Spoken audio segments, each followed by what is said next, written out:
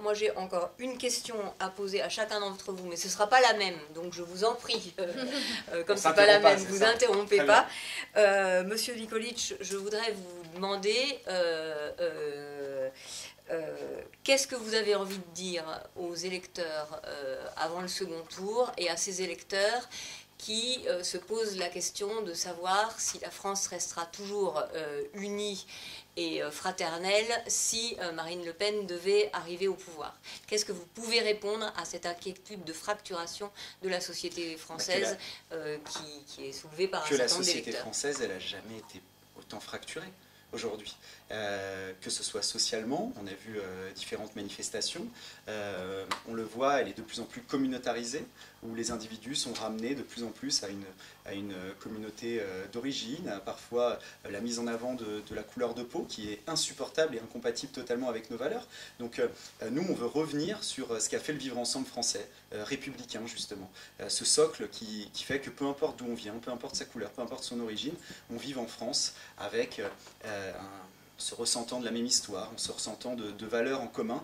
C'est ce qui nous différencie presque de tous les autres pays, justement, de se dire qu'on a ce socle-là. C'est ce qui a fait que, par exemple, Joséphine Baker, quand elle était venue en France, on l'a panthéonisée, ça c'était très bien il y a peu de temps, elle disait que le seul pays où elle n'avait jamais ressenti le racisme et où jamais personne ne l'avait ramené à sa couleur de peau, c'était la France. C'est ce modèle-là qui a été abandonné, en s'américanisant peut-être, mais c'est ce modèle-là qu'on souhaiterait retrouver sur l'identité, ce qui est essentiel, savoir qui on est.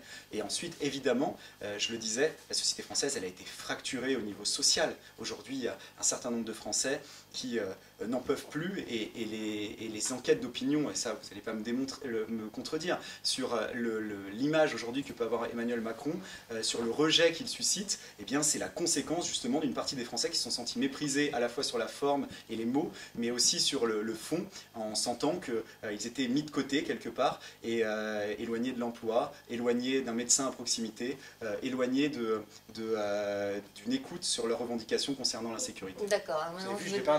Non, c'est très bien. Il ne va pas vous interrompre non plus à votre tour. Donc moi, je me tourne vers vous, Monsieur Kasbarian, pour vous demander qu'est-ce que vous pouvez dire aux gens qui vont voter au deuxième tour. Je pense notamment aux 45% de Drouet qui ont voté pour Mélenchon au premier tour. Qu'est-ce que vous pouvez dire aux abstentionnistes, à un certain nombre de gens qui ne sont pas allés voter ou qui ne savent pas pour qui voter? Qu'est-ce que vous pouvez leur dire pour les convaincre de voter pour M. Macron au second tour dimanche? Moi, ce que je leur dirais déjà, c'est d'aller voter. C'est un point important, c'est qu'on a le droit de voter en France, que c'est même un devoir en réalité, puisque nos ancêtres se sont battus pour pouvoir avoir ce droit et pour pouvoir exercer ce droit démocratique. Ce droit qui, aujourd'hui, est durement menacé dans plein de pays dans le monde, qui n'est jamais acquis de façon illimitée. Et donc, c'est important d'aller voter et de ne pas laisser d'autres choisir à sa place. Moi, je ne veux pas que le 25, les gens se réveillent avec la gueule de bois en disant « Zut, j'ai pas participé, j'aurais dû participer et je le regrette ». Donc, pour éviter ça, allez participer, allez voter, c'est simple, ça se fait facilement. Et je remercie tous celles et ceux qui organisent ce scrutin et qui font en sorte que ça se passe bien. Ensuite, vous me dites, pourquoi voter Emmanuel Macron? Moi, j'ai le sentiment que c'est aujourd'hui, on a le choix entre deux visions de la France qui sont diamétralement opposées. Et on l'a vu d'ailleurs pendant ce débat-là, on assume des distinguos très importants sur l'Europe, sur le climat, sur l'économie, sur la vision du monde, sur tous ces sujets-là, sur la défense même, on a des désaccords qui sont très profonds, on n'a pas les mêmes valeurs, on n'a pas le même projet, c'est deux choses radicalement différentes. Moi je dirais aux électeurs qui n'ont pas voté Emmanuel Macron au premier tour, je leur dirais que là, au premier tour, on choisit probablement le programme avec lequel on se sent le plus d'affinité, avec la plus de pureté dans ce qu'on aspire à choisir. Au deuxième tour, il n'y a plus que deux candidats, et donc il faut bien sélectionner. Moi, ce que je leur dis, c'est qu'aujourd'hui, à celles et ceux qui sont attentifs à l'écologie, que le programme d'Emmanuel Macron sur l'écologie, c'est le plus puissant, c'est le meilleur, et qu'à ce moment-là, il faut le choisir. Je leur dis que sur le social, beaucoup a été fait, et que le programme aujourd'hui social du président et du candidat Emmanuel Macron, c'est le plus fourni et le plus crédible sur le sujet. Et je leur dirais que, encore une fois, au deuxième tour, il faut arrêter de chercher forcément la pureté dans le programme, il y aura toujours des éléments de désaccord, mais il y a des valeurs et des principes sur lesquels on ne déroge pas, et en choisissant Emmanuel Macron, ils auront, à mon avis, fait le bon choix.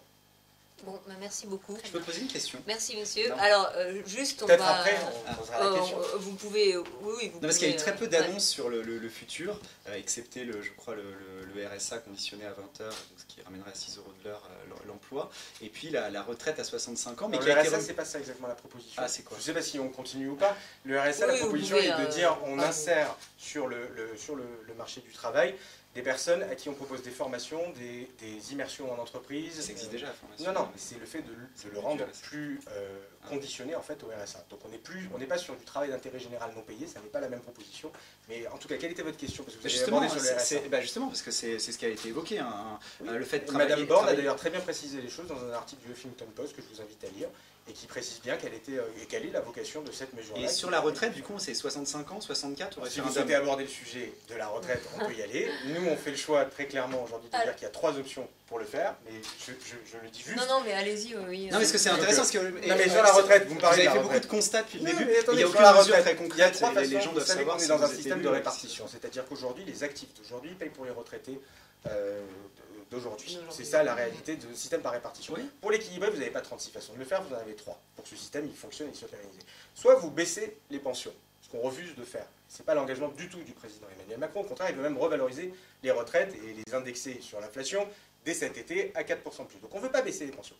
La deuxième option pour le faire, c'est de dire qu'il faut que les actifs payent plus de cotisations. On est déjà un pays qui prélève énormément, on a un pays très social et très redistributif en réalité. Augmenter les cotisations sur les actifs, c'est pas très responsable par rapport au pouvoir d'achat et par rapport aux actifs. Ce qu'on dit, c'est que par rapport à notre démographie, qui a énormément évolué ces dernières années, il faut probablement travailler un peu plus pour pouvoir équilibrer le système et être en mesure d'avoir un système par répartition pérenne. Et donc l'objectif et le parti pris qui a été assumé, on a le droit d'être en désaccord, c'est de dire qu'il faut travailler plus pour pouvoir financer non seulement des retraites qui sont au bon niveau, qui augmentent, qui sont indexées sur l'inflation, et qu'il est hors de question de baisser le niveau des retraites et d'augmenter les cotisations. C'est hors de question. Ce que vous devez dire à vos électeurs en toute transparence, c'est que si vous dites aujourd'hui on fait une retraite à 60 ans ou 62 ans, la réalité c'est que ça déséquilibre votre système de retraite et que vous êtes obligé soit d'augmenter les cotisations, c'est un coût supplémentaire, on soit le dit, c'est de un coût baisser assumé le de niveau 17 des milliards. retraites. C'est un coût de 17 Et ça, milliards. il faut le dire aux Français, il faut pas... C'est un coût de 17 faut milliards. pas Par dire contre, répondez, oui. non, mais Répondez, je comment le vous dis pour faites nous. Je le dis pour nous, c'est un coût de 17 milliards. Et donc, nous, évidemment, 17 pour inciter les gens à travailler plus jeunes, Alors, effectivement, nous, on veut que ce soit pour progressif. que ce soit vraiment très clair, non, parce que... Non, mais parce que je c'était me mets à pas la place clair. des- Ouais, mais je- Non, mais... Il m'a interrogé sur les retraites. Mais moi, je vais répondre pour nous, mais parce que qu'est-ce que j'aurais vous aimé. proposez Je vais répondre pour nous. Mais j'aurais aimé qu'il y ait une réponse plus claire parce que. Elle est parfaitement claire. Non, parce on que. a un Non, parti mais vous pris qui expliquez dit le qu'il faut fond. travailler plus. Sauf que ça a pouvoir changé équilibrer 3 fois en notre une système de semaine. retraite. C'était 65 ans, c'est passé à Pardon. 64 et ensuite il y a admettons, 60 ans à taux plein, 62 ans à taux plein. Non, mais c'est quelque chose de sérieux. Les retraites, on ne peut pas changer 3 fois en 3 jours. Attendez, admettons qu'on part du postulat que voilà, c'est inscrit dans le marbre chez Emmanuel Macron, c'est 65 ans, voilà, avec... bon. C'est pas du tout ce qui est inscrit dans le marbre actuellement. Ce qui est dit, c'est 65 ans. Comment Il y aura une Il y a concertation qui permettra concertation. d'aller vers 65 ans, mais ça se fera progressivement.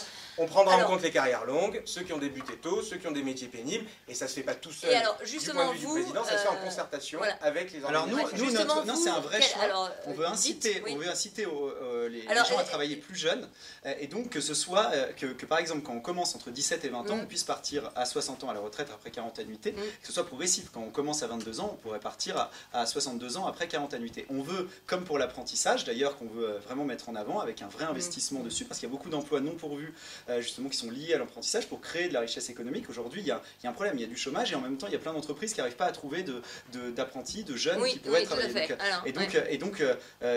Ça a le même objectif en fait. On veut inciter les gens à travailler plus tôt, créer de la richesse économique, mettre en place un cercle vertueux tout simplement. Et ce système-là, on a conscience qu'au départ en tout cas, il coûtera 17 milliards et c'est un coût qu'on est prêt à assumer avec des sources d'économie chiffrées comme j'ai pu le dire tout à l'heure. Commencer médecin à 22 ans, comment on fait pour les médecins? Mais je l'ai dit tout à l'heure. Je viens de le dire. Je viens de dire que ça serait progressif, ils partiront à la retraite à 65 ans.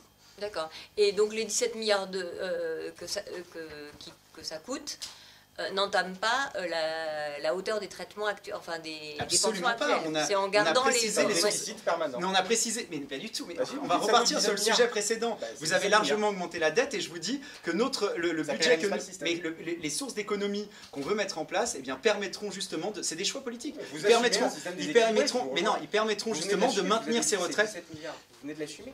Oui, bien sûr, mais sauf que c'est des sources d'économie. Déficit sur le système des Alors, retraites. Oui, par d'autres sources d'économie, et c'est un choix politique. Ce qui est dommage. Oui, mais c'est un choix politique. C'est que vous privilégiez.